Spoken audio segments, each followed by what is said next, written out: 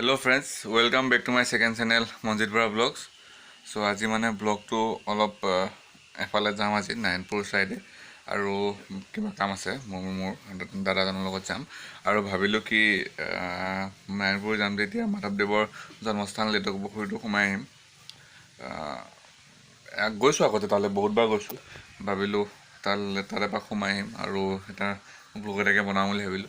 তো আপোনালোকক দেখাম বুলি ভাবিছো তো ব'লক আমি ভিডিঅ'টো আৰম্ভ কৰোঁ আৰু ওলাই মেলি ৰেডি গাড়ীত বহি ল'লো তো ব'লক আমি যাত্ৰা আৰম্ভ কৰোঁ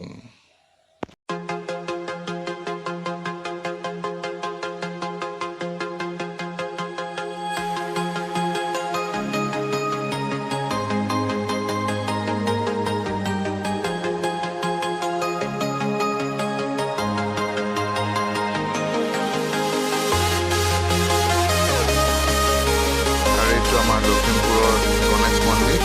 তো গণপতি বাবাক চিন্তা কৰি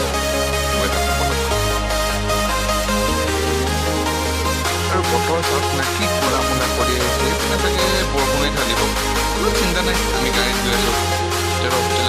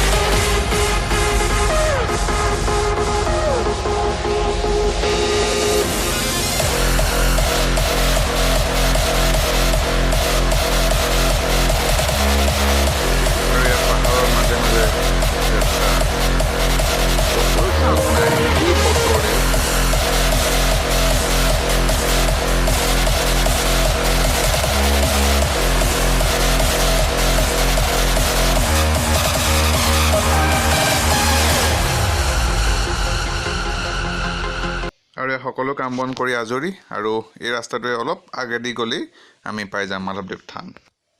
আৰু ইয়াত থানৰ পাই গ'লোহি এতিয়া বলক ভিতৰত সোমাই যাওঁ আৰু এইটো মেইন নামঘৰটো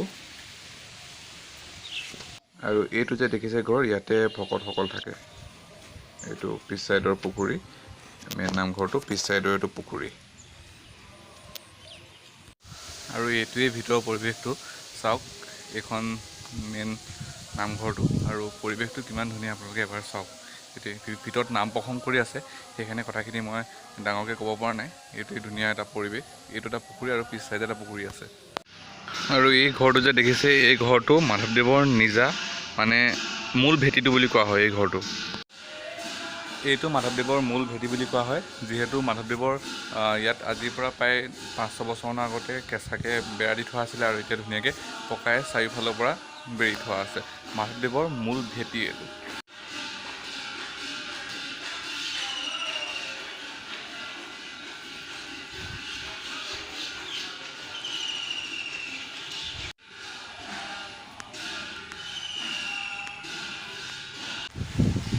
আৰু এইটোৱে মাধৱদেৱৰ লেটেকুপুখুৰীৰ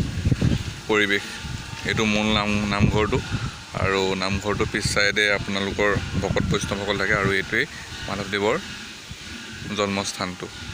মূল ভেটি আৰু ভিতৰত এয়া নাম প্ৰসংগ চলি আছে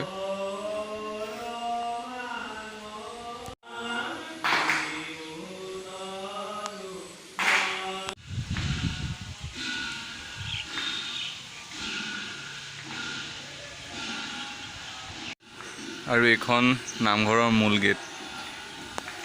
ভিতৰেদি যাব লাগিব চাওক ইয়ালৈ অহা প্লেনিঙত নাছিলে বেলেগ কিবা কামত আহোঁতে ইয়াত সোমাব লগা হ'ল আৰু ইয়াৰ ভিতৰৰ বস্তুখিনি দেখাব নোৱাৰিলোঁ যিহেতু আজি যিজন মানুহে বস্তু দেখায় তেওঁ আজি নাই সেইকাৰণে বাহিৰৰ পৰিৱেশটোকে আপোনালোকক দেখুৱালে এটা সৰু নৰ্মেল ব্লগ ভিডিঅ'টো চাই কেনে পালে জনাব যদি ভাল পালে লাইক কৰিব কমেণ্ট কৰিব শ্বেয়াৰ কৰিব আৰু চেনেলটো ছাবস্ক্ৰাইব কৰি দিব থেংক ইউ